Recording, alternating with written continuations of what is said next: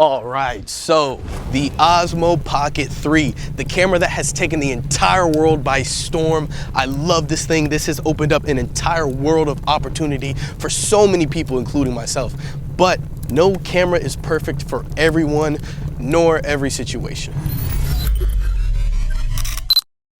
So before we deep dive into this, I just want to say whenever you're buying a camera, they all have a purpose on what they are and are not meant to be. So for example, I'm not going to get an action camera and be mad that I can't get drone shots with it. And I'm not going to get a drone and be mad that I can't take the thing underwater. And so this right here, let's keep in mind, this is a pocket camera meant to shoot convenient, high quality, stabilized footage on the go, a pocket camera. It's not a GoPro for your cave adventures, and it's not a $6,000 Sony for your big budget production and cinema cam features. And I truly believe that if you hold it to the realistic expectations of a pocket camera, you're not going to see the downsides as cons, but realistic limitations. So I'm not here to nitpick because I don't see any of these things as a deal breaker for me, but I'm here to bring up the realistic limitations that this thing has, because they may be a much bigger deal to you than they are to me. So I'm just here to make you aware before you spend your money.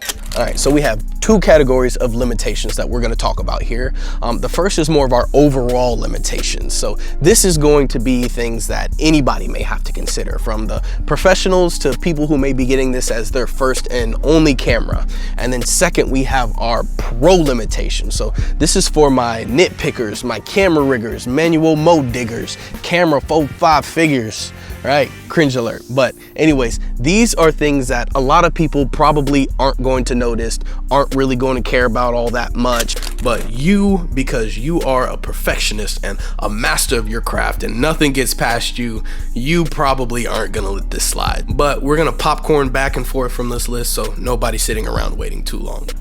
All right, so the first little issue, we'll say it's quick, it's simple, and thankfully it comes with an easy fix. Is straight out the box, the automatic settings have a habit of over sharpening and overexposing on the camera. So if you don't know a whole lot about cameras, basically it makes the picture a little too crispy and a little too bright. But thankfully, you can change this in the settings. You can basically set limits to how exposed your automatic settings can be overall, and you can turn down the sharpness and noise reduction. So there's a pretty simple fix for that. All right, so the first thing on my list of professional limitations is actually stability. Believe it or not, stay with me now, stay with me. It has a built-in gimbal, so it does have really good stabilization, but since it's so light, I find my hand is kind of what's making it a little more shaky than I would hope.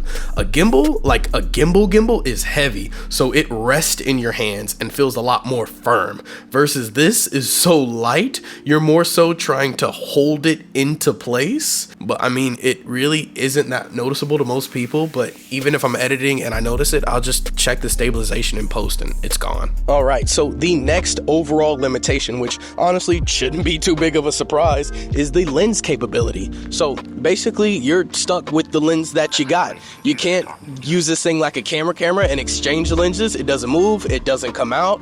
And so when it comes to the zoom, it's a digital zoom, not a physical zoom. So what that means is it's essentially just cropping into the video that you're taking like you would in post-production. It's not actually zooming in. And speaking of cropping, it does the same thing when you record a portrait video.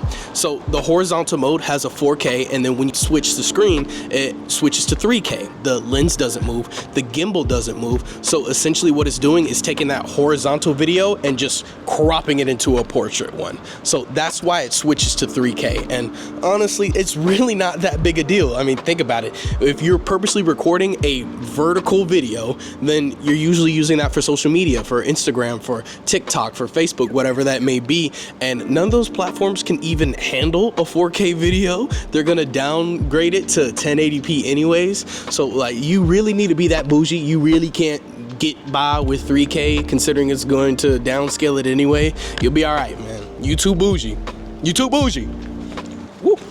Almost tripped. All right, so next on the list of things that everybody is gonna have to deal with, and yes, this one is an actual complaint, is this stupid case that this thing comes with. It's so tightly packed that you have to put everything in there just like they shipped it or it's not gonna close. And I see this as an actual problem because this thing is marketed as a on-the-go, pull it out real quick, vlogging type camera, right? And if you're having to play Tetris with its components every time you want to take something in or out, it makes it a lot less portable and a lot less flexible. So I actually use this third-party case, which it takes up more space, but it makes it so much faster to pack and unpack. So I'll link it in the description because it's taken away that whole problem for me.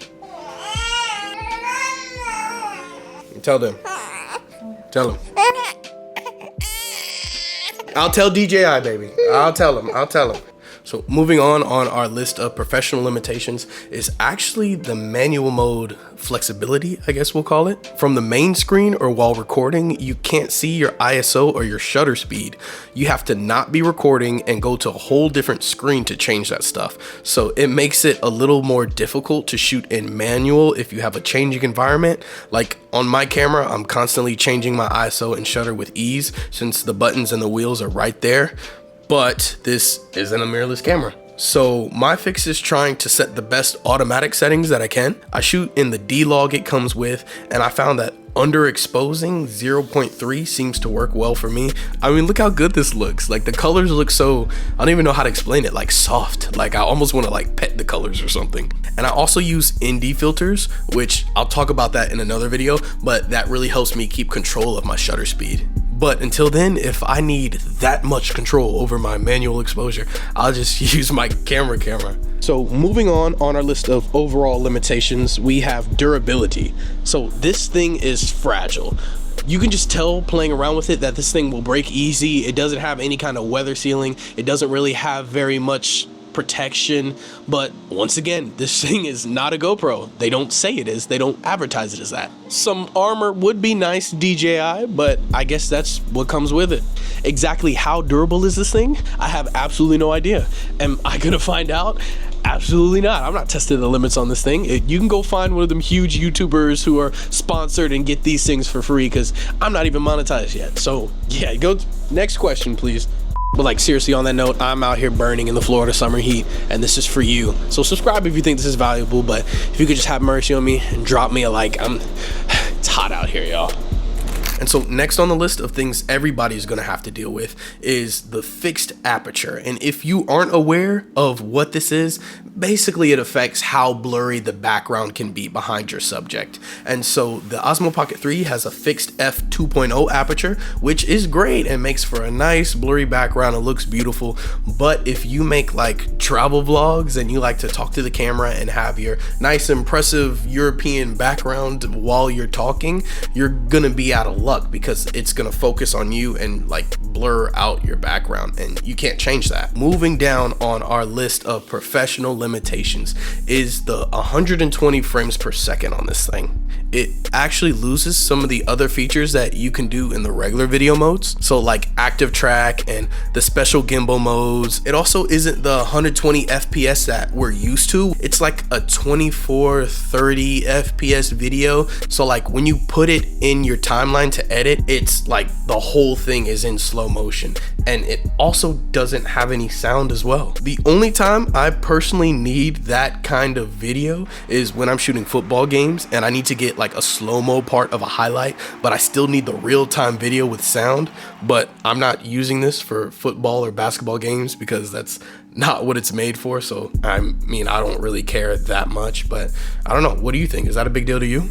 And so last but not least, but I honestly don't know which list I should have put this one on, is you can't turn the gimbal 360 degrees. So you have like endpoints on how far you can walk around when it's following you, or how much the gimbal can twist for something like a creative spin shot. And I feel like that would have actually made sense for something that is so gimbal focused.